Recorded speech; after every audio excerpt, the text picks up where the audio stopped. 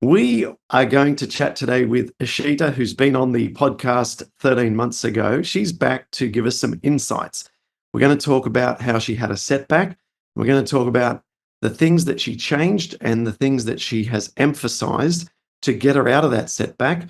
And that includes mindset and meditation and diet and exercise and some other great things. So, Ishita, welcome back all the way from India. How are you? Thank you. Thank you. I'm so happy to be here. I'm doing well. How are you? I'm doing great. Yeah, we're in Florida at the moment, and I'm enjoying a change of scenery and change of environment. So, yeah, man, looking forward That's to awesome. hearing about your modifications that you've made. Because when we last spoke, you were doing great. You were able to even run again for the first time in many, many years. You shared this inspirational video of you on the beach, and it was so, so wonderful. And so many people posted, comments about that and how inspiring it was. Now, RA is such a beast. We're living with a life of pie situation where if something goes quite a little bit off, then the beast can attack us. So it appears that happened to you. I want to hear about that. And then we're going to talk about what you've done and focused on to recover back out of that. Yeah, sure. Yeah, the beast definitely came back almost immediately after our podcast. I think it was end of November or something. I ate something outside, although I'm super careful. Something triggered, and I had a massive flare up in my knee, and my knee is the weakest joint. So I had a massive flare up, and I couldn't, again, I went back to like maybe one or two in the scale, and I couldn't walk. I couldn't walk down the stairs and all of that. But then, yes, I had to go back on steroids and painkillers, maybe just for a couple of days or so. But then, yes, I wept a lot, thinking, I'm going back on medication. I don't like this and all of that. But then that's when I realized that medicines are not really the enemy. Like you say, pain is the enemy. So I had to do all over again, but it wasn't for too long. I just did the steroids and the painkiller just for a week or so, and then the inflammation came down. But it took a while to kind of get back to what I was earlier. But yeah, I it was a hard time. But yes, I think I learned that I need to be mentally a little stronger to kind of I had to kind of convince myself that it's going to be all right. I've done this before. This has happened before. All I need to do is follow the diet, go slow on the exercise in the beginning, and then catch up to where I was. So I did exactly that. The Paddison program has always been the foundation for me. So no matter what happens, you can go back, repair yourself and, get back to what you were. So I think having the program in my hand it gave me the confidence that yes, I can do it. I've, uh, I've done it before, so I can do it again. Yeah, that's one of the same thoughts that I had when I was on my own before we had a community and I was going through this, and I was just thinking, if I just go back to the basic foods, I can get rid of my pain again. And I'm just going to keep doing that whenever I need to. And that was a process that I repeated over and over and over again as I tried new foods and I couldn't eat them, I went back. And so having that confidence as like a safety net that you can always fall back to is massive when you have a disease that can often feel out of control. So that's great. Now, I also appreciate the immediate panic that can set in when we have a setback. I know Yes. that Oh, panic. yes. Like Immediately. Yeah. immediately, as soon Yes. as you Yes. feel like something's not right, you panic Absolutely. totally. Yes, yes, you know you've done it before, but yet you're just gone. I'm like, what am I going to do next? But then that's when the mind kind of tells itself that yes, it's okay, you've done it, and you can repair yourself. Yeah, yeah, So yeah, yeah, yeah. I think we panic quickly yeah, because we know the scale of the problem that we're dealing with, that's true. and we That's know true. how all life changing the implications are if we don't Yeah. get that Yeah. inflammation down. Yes, we are immediately scared as to how bad it's going to get, how aggravated it's going to get. So that's always a question mark as to what is going to happen. So yeah, but whatever it is, I think we have to deal with it. The cure for the pain is in the pain. So we have to kind of sit with it and kind of get through it. So I think there is no option but that. Yes, and the sort of the phrases that I like to use is when the house is on fire, don't let it burn. Like immediately throw everything Yes. at it. If that means Yes. some medication, throw it at it. Throw Yeah. everything at it. Let's Yes. get the inflammation Yes. down. Yes. And also just to take massive action. So if ever something not quite right with me, I think, what's my intervention, right? How do I interrupt this process immediately? And that might look like a green juice. It might look like a green smoothie. It might look like some antioxidant supplements. It might look like a trip to the gym. It might look like a walk in nature. It might just mean getting away from the computer where you're sitting at your desk all the time. Whatever it might be, we have to do something, don't we? Yes. Taking immediate action, I think, is the number one step. Yeah, love it. Okay, now let's talk about the mindset. I think this was the main focus of why you reached out. You said, I've learned some new ways to handle this condition mentally. I'm really interested because this is something we can all benefit from. Yeah. I started meditating every day. For me, sitting for 2 minutes was impossible. My mind was all over the place, and even the thought of sitting in a place wasn't going to work.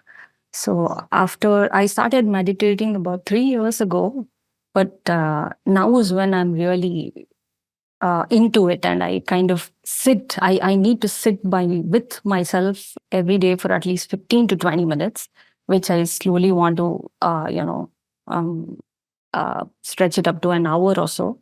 That's a long way to go, but I at least want to sit with myself for 15, 20 minutes. That's when I am solely by myself. I'm listening to myself. So you get solutions actually when you're kind of sitting and just being in the stillness. Basically, doing stillness. That's what it is. So I think just you speak. As in you can just listen to yourself and tell things to yourself. So that's when I realized that you need to become one with you. As in, your mind, your body has to come together, because there's anyway conflict happening outside of you. There's always conflict. Even inside of you, there is a conflict because of which there is the pain. So I think to kind of nullify the conflict, you need to come together all by yourself. And there is this saying of AA where you control what you can and let go of what you cannot control, and know the wisdom to, have the wisdom to know the difference. I strongly kind of stick by that. I kind of have let go of things, and I don't try and control things that I cannot do. It is really hard to adapt. But I think doing this kind of resolves struggles inside you. That's what has happened with me. If I let go of things, I know I cannot do anything about it. I just let go and just be grateful for what I have. That's about it. Just grateful for everything that I have, and all of my joints, all of my body. It's struggling so hard, fighting so hard every day to keep me alive. So all the gratitude and everything that I have generally, I think that was a big change that really helped me strengthen my mind, actually. And I kept doing all the work that I could. Like you said, I always take action every day. It's like I take action every day. I do my everyday things. I don't miss a day. I stick to my discipline. You would need to have discipline. Otherwise, I don't think you're going to come out of it. To be honest, consistency is everything. Consistency in your work, in your food, your exercise, your mental work. I think you shouldn't look for motivation. Motivation is not going to come. You have to do it no matter what. Do not wait for motivation. Stay consistent and just do the work. Mm. And this way your mind gets stronger, and because of which you get confidence. Yes. So, did you notice any symptomatic improvement from implementing an increased amount of meditation, or was it purely that it benefited you in terms of your emotional and mental state so that you could then make better decisions, and that in turn helped you? I think it's both ways. It goes hand in hand. The more I sit and think about that it's going to be all right, there are going to be crappy days, there are going to be bad days. But sitting through them, knowing that there's going to be a better tomorrow, having hopes and working on it, I think they both go hand in hand. The more confident you become, the more work you do, and it's all a circle, basically. Yes, I agree with that too. So the studies have shown that sitting in meditation and doing mindfulness and deep breathing exercises, so all of the above, increases glutathione, which is a antioxidant in our body that's crucial for reducing inflammation because we generate so much free radicals due to the autoimmune inflammatory process. And we know that it decreases the stress response, which is linked to leaky gut and causing, one of the main mechanisms of the disease. So there's a direct pathway to inflammation reduction via meditation, but that's not the actual reason why and I think you might even recommend it. It's to be able to manage the condition. Yeah, because exactly. we need to have our mental and emotional buckets filled Yes. so that we can then handle the physical side that's Yeah. required and the actions that we have to take, don't we? Yes, absolutely. This is not something that you can just give up on. It's not working out. I can't. But this is something you have to do regardless of how you feel. Whatever, even if you don't feel like exercising one day, it's not an option. That's how it is. Because you lose a day, the day is gone. So I think, yeah.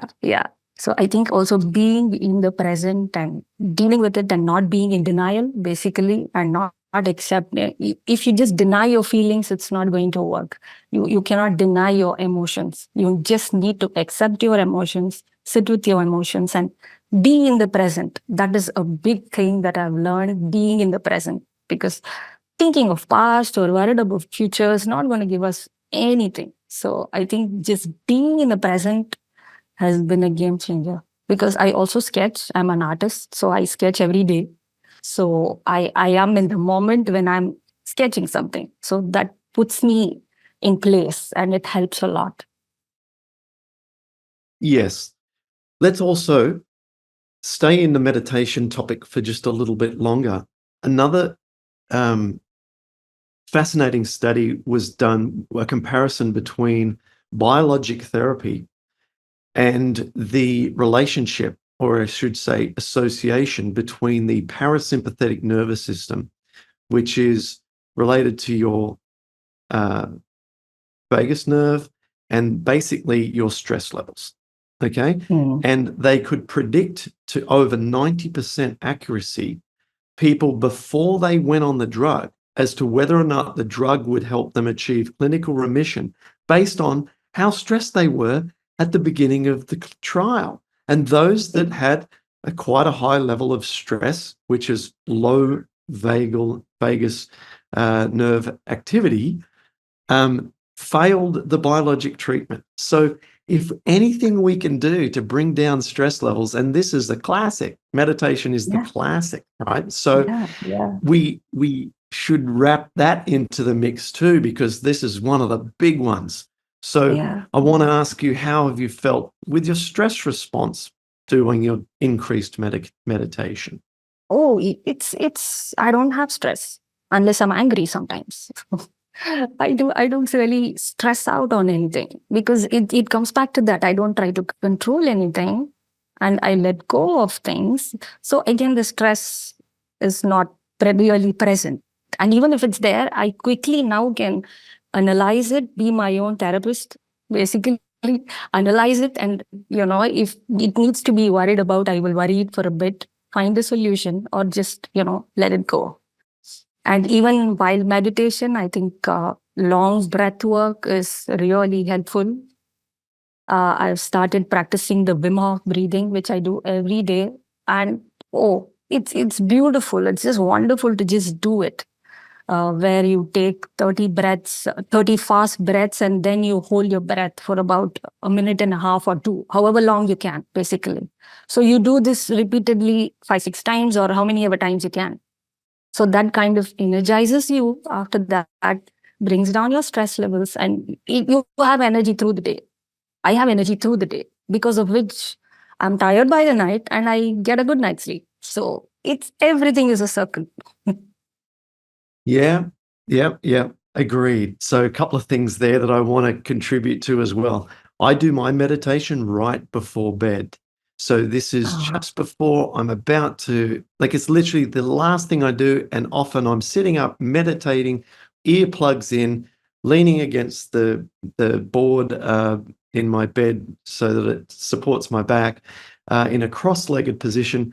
And sometimes I'll only do 5 minutes, and then I'm so tired, I actually just then slide down in under the covers and I'm asleep quickly. Okay. So helpful for rest to transition into sleep. Yes. And then the other thing I wanted to touch upon that you mentioned, which is so awesome, is the deep breaths, because the way that we can activate our relaxation state is the exhale portion of long, deep breaths. That's how we stimulate the vagus nerve. So that's how we can reduce this stress response. So deep breaths and then long, slow exhale. And so you've touched upon that as well. And, it's that's also sensational. So for people, I've just described how I do it. How do you do your meditations? And answer this from a point of view of a skeptic who just is in too much pain, just kind of agitated, like maybe on steroids, it's just difficult to sit and be quiet, and the brain and the body hurts. How would you speak to someone who's listening in that situation? Probably just concentrate on the breath and not anywhere else. Just take long breaths, concentrate on the breaths, maybe just count. Do 20 once, and then, give yourself a minute. Do again another 20 or 30. So I think that's the best way to kind of be in the moment. Like, concentrate on one thing, which will let you just be in stillness, so that your mind is calm, all your attention is in the breathing. So I think that's the basic thing we can do, even when we are in ridiculous amount of pain, and just breathe. So I think just being able to breathe in the moment and concentrating on that should be a good solution. Wonderful. Is there anything that we've left out with regards to your mindfulness and meditation new regime? Is there other things that you could share with us? Yes. There is one important thing. Last year, when the pain came up really bad, I read a solution online where you put 2-3 drops of sesame oil or coconut oil in your belly button, where all the nerve endings are there.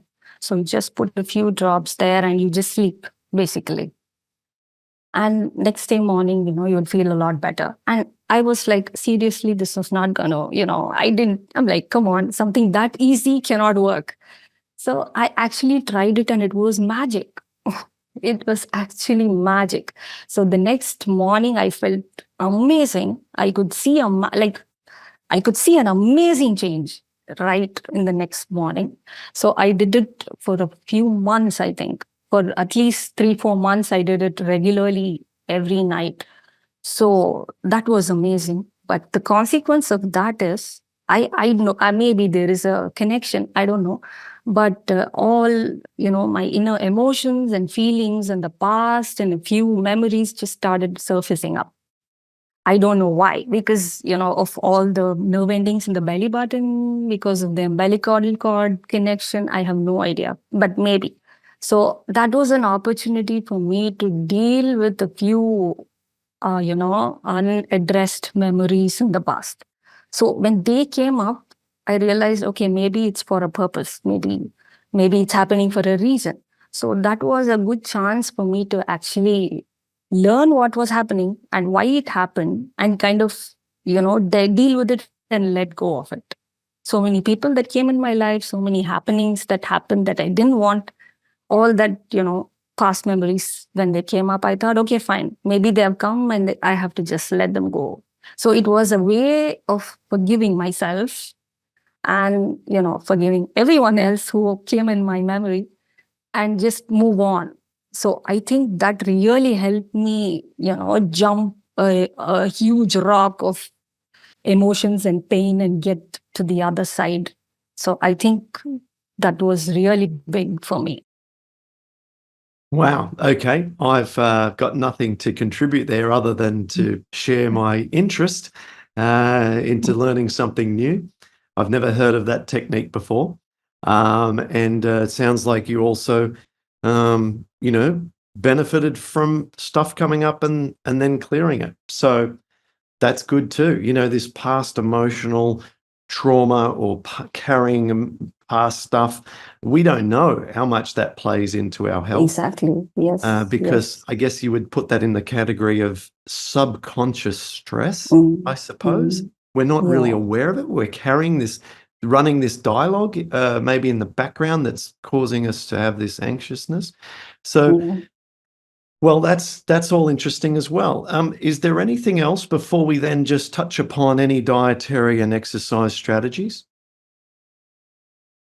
I think because of all this, what I realized was and most importantly, people who have rheumatoid arthritis, I think they have a history of a personality trait. Like you are a people pleaser, you blame yourself for everything that happened. You want to make everyone happy. You don't care about your own emotions. Oh, it's so true. That which is why you have these pent up feelings and it's shown in your joints.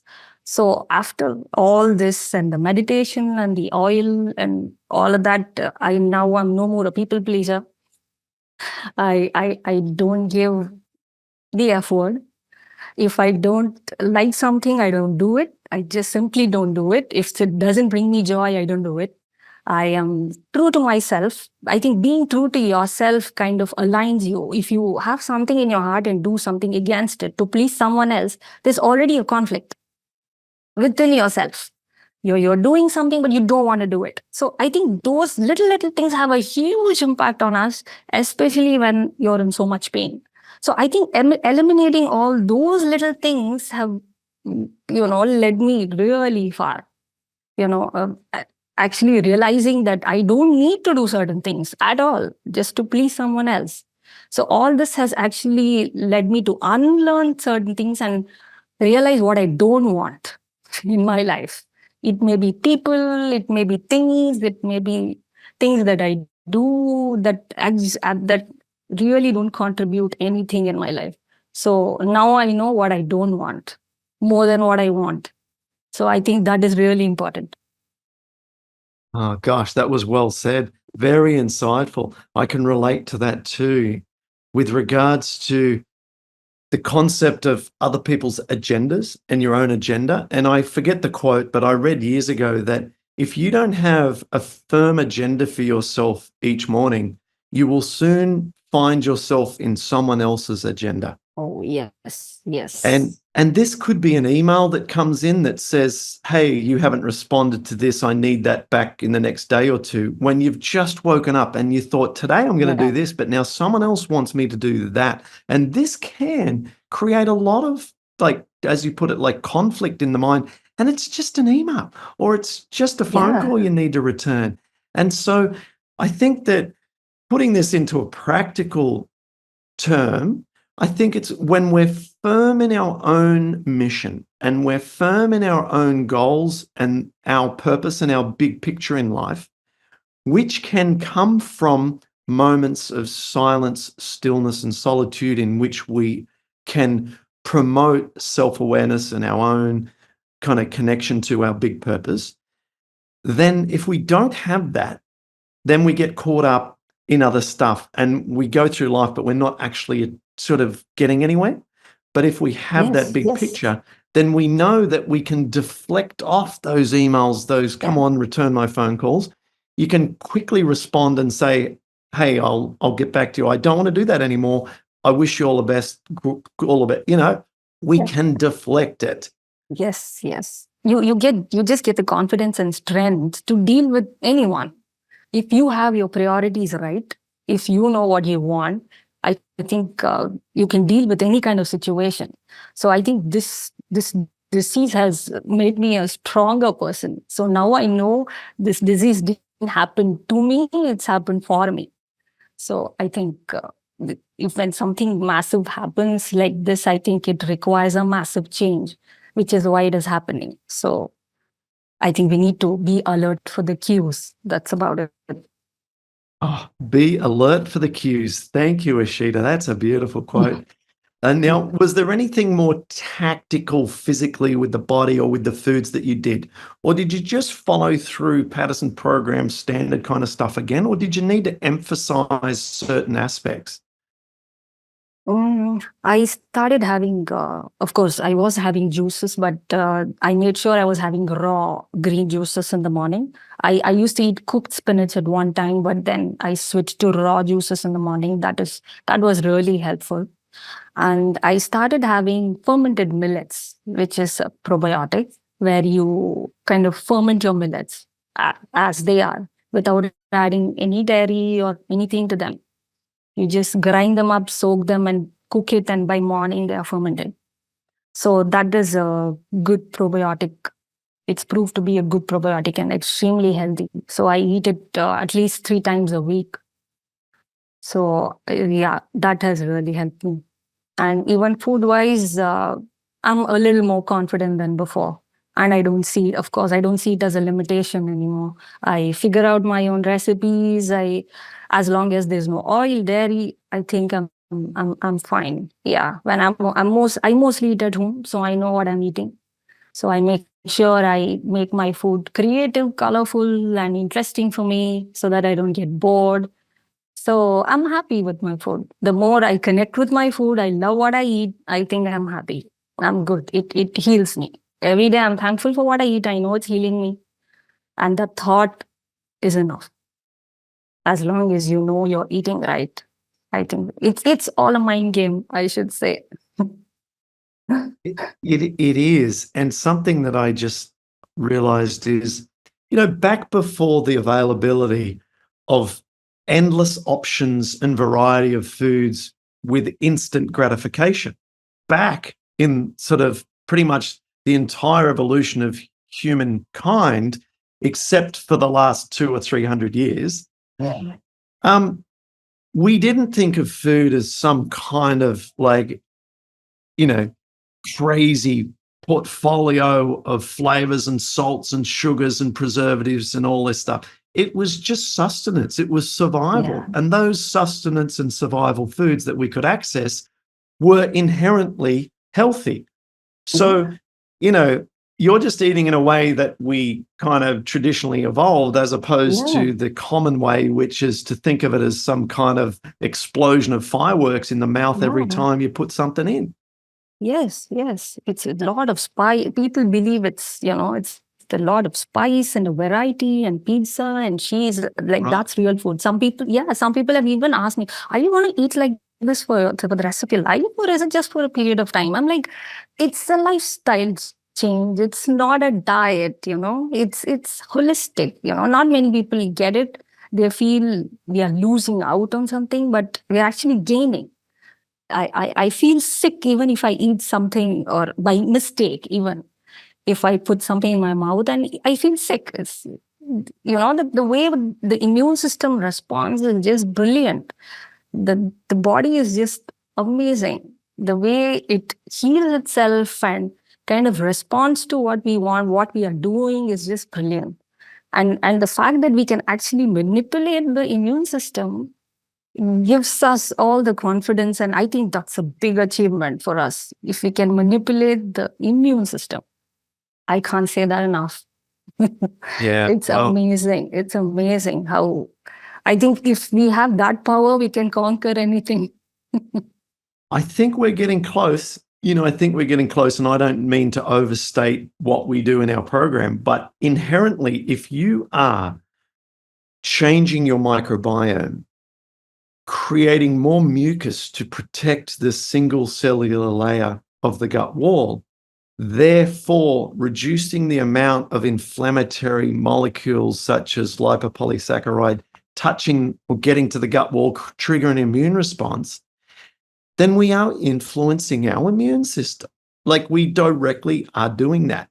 And so, there's interventions, pharmaceutical interventions, which modulate the immune system, and we can do it naturally as well. We're doing it right now. So now let's wrap this up with anything that you've learned or anything that you've evolved with your exercise. Can you give us some insights around what works for you with your exercise? Yeah. Yeah.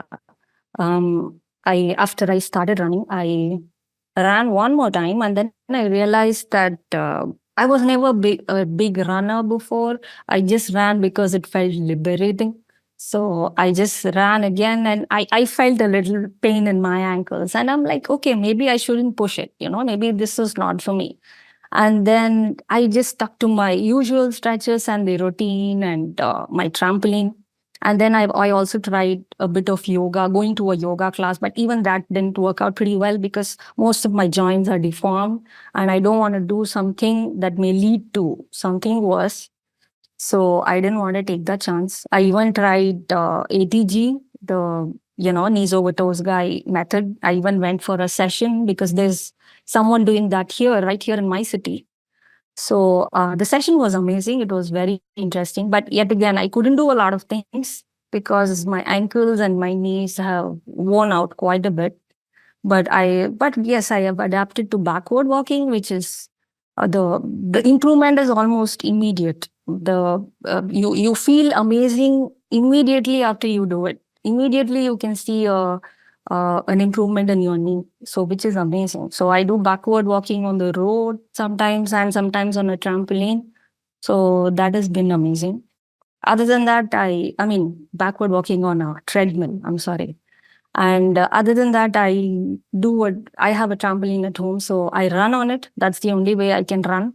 So I bounce on it, I run on it, I do my stretches on it a bit. So that way, it has kind of strengthened my thigh muscles, which has in turn led to a better knees. My left knee is the weak one. So strengthening the muscles around them and behind my thigh has really helped me improve my knees. Now I can just walk down the stairs quite easily than before. I just do it just to feel happy. I just take the stairs down just to feel I can walk down the stairs. So yeah, so that is amazing. So I do all this so that I can just walk down the stairs. But maybe one day I will run on a concrete. I don't know. Maybe after a year or so. Let's see. Let's see. You never know. With your level of self-awareness and ability to make discoveries and to connect dots and to get improvements, I trust that if anyone can do it, you can do it. Thank you. I just want to underline something you've said there at the end, which is, as you've built strength in your muscles, in your legs, your knees feel better. And if people skipped over that, I want to underline this. Your way out with your knee pain is to build strength around the knee. The studies are so consistent, connecting glutes, calf muscles, quadriceps, and I want to even take a stab, probably somewhere I haven't seen it, a connection with hamstrings, all stronger muscle groups in those areas are associated with less knee pain for osteoarthritis patients, which is where the bulk of the studies have been done. So you're on the right path. Build strength in the glutes, the quads, the hamstrings, the calves, and this will reduce the knee pain, So well done, Ashita. I've loved our conversation. You're so inspiring. You're so positive. You're so ambitious and optimistic, and you get great results. So what a great session we've had. I've really enjoyed it. Thank you. Thank you so much. And exercise is the best prebiotic you can ever find. It's definitely, it improves your gut almost in a day, or as in if you stay consistent, your gut is fine. So I think including movement every day is very crucial. Even in little things, even when you're doing laundry, you pick one by one and do the laundry. Just, squat down, pick up the clothes. You can include movement through the day. So I think that is really essential.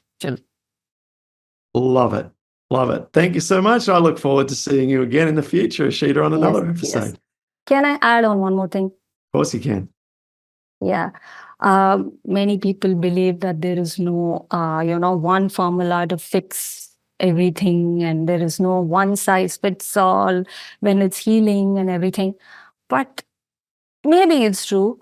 But I feel, Patterson program is the ideal thing to do, start with, because you've done the research and many people have had results. And it's just easier to believe that there is a formula for everyone, because there's already so much shit going on. So why don't you just believe, this is going to work for me, and just simply do it? Just the blind trust that yes, it's going to work, because they're all simple foods. You don't have to eat something so big or massive or something you don't believe in to make big changes. It's all in the simple foods. So, why don't you just give it a shot? Just believe, yes, this is the formula. Just go for it. A plus B whole square is equal to whatever. So this is it. Just do it. This is the formula. There is no other way. Just trust yourself. Just blind faith, I think, is what we require. That's also really insightful. So two things on that. Sometimes we get people who are not from English-speaking countries, who aren't as fluent, and they just get the program. They don't question anything because of a language barrier or some other. They just do it. And some of these people get the greatest outcomes because they're not Googling late at night, trying to cross-reference this with every other random diet that's been from. They just trust the process. And as you said, that commitment to it is sometimes the formula for success.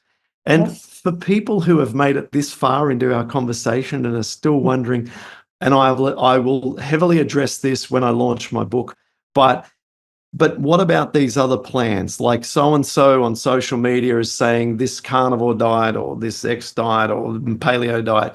And even some medical professionals say there's no one diet for rheumatoid arthritis. And here is the answer to that. There is one human diet to optimize the microbiome, but if you can't eat that yet because your microbiome is so messed up, you need to transition slowly onto the ideal diet for the human gut. So if that means that at the moment you can only eat a little bit of fiber because fiber stirs you up, then that doesn't mean fiber's bad. It doesn't mean that eating more meat is a healthy strategy. You cannot get away from the science that sort of lifestyle is going to lead to an increased risk of all sorts of diseases and an early death. So what we need to do is we need to slowly bring in the foods that we know scientifically heal the gut, and not to complain that the process is slow, because if you do it right, you only have to do it once. And then you're on a healthy diet for the rest of your life. Yes. Healing is slow. Healing is a process. You have to get through from A to B. You have to go through the path. You cannot just have an overnight solution that it's not going to work. If it's an overnight thing, it's not going to work. That's right. You're in a deeper hole. So no, I really think that was a valuable insight, and thank you for your conviction to what we are doing and what you're doing, and we know it works, and with time it will become more and more the default, and the other temporary and more non-scientific approaches will start to fade into the rear vision mirror. But thank you so much again. And I am going to be excited to share this with everyone, and looking forward to seeing you again soon. Sure, it was great speaking with you again. Thank you for the opportunity.